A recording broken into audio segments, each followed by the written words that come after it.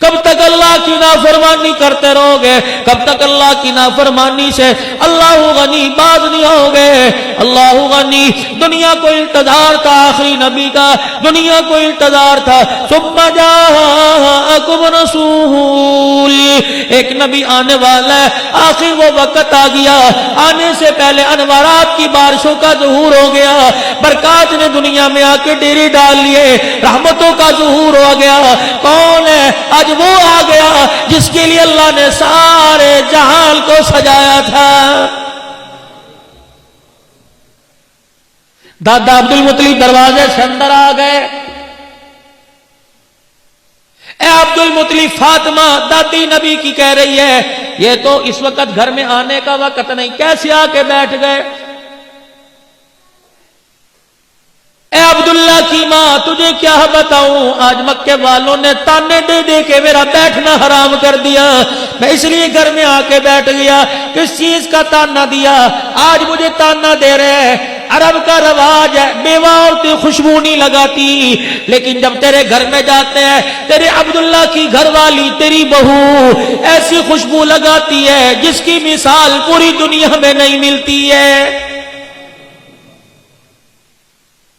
مینوں تے شرم آندی نو تو گل کر دیا، تو اگے ہو کے پوچھنا.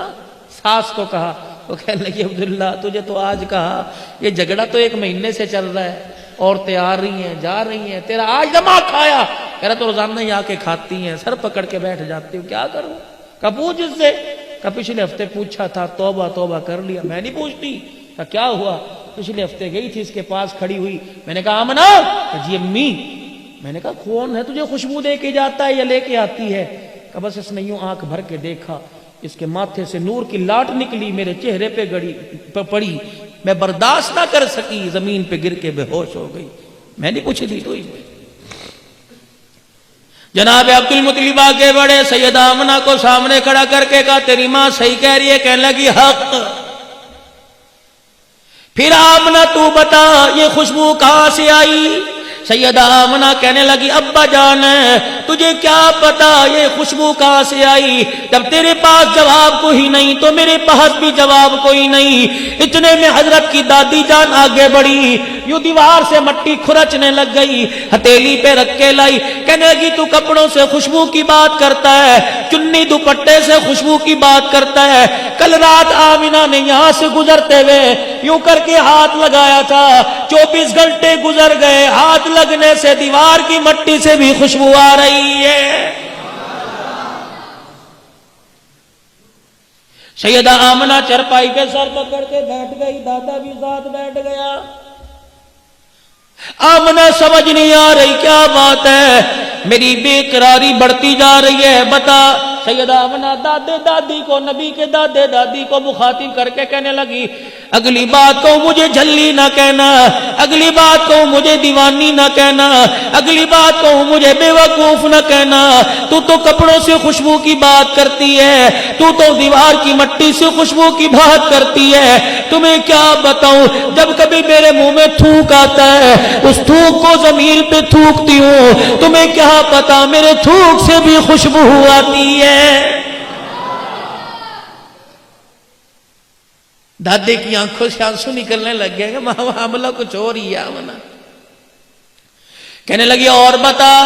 کہ ابا تو وہاں جا کے رات کو سو جاتا ہے، اماں وہاں سو جاتی ہے، تمہیں میری تنہائی کا احساس کوئی نہیں. میرا عبداللہ گیا تھا واپس آیا کوئی نہیں. میرا عبداللہ کے جانے کے بعد بستر پہ اکیلی لیٹی رہتی ہوں، ابا جان تنہائی میں غمگین ہو کے آنسو بہاتی ہوں. اسی عالم میں میری آنکھ لگ جاتی ہے، مجھے نہیں پتا خواب میں کون سا پیغمبر آ کر اس پیٹ میں آنے والے کی مبارک بہت دے کے چلا جاتا ہے.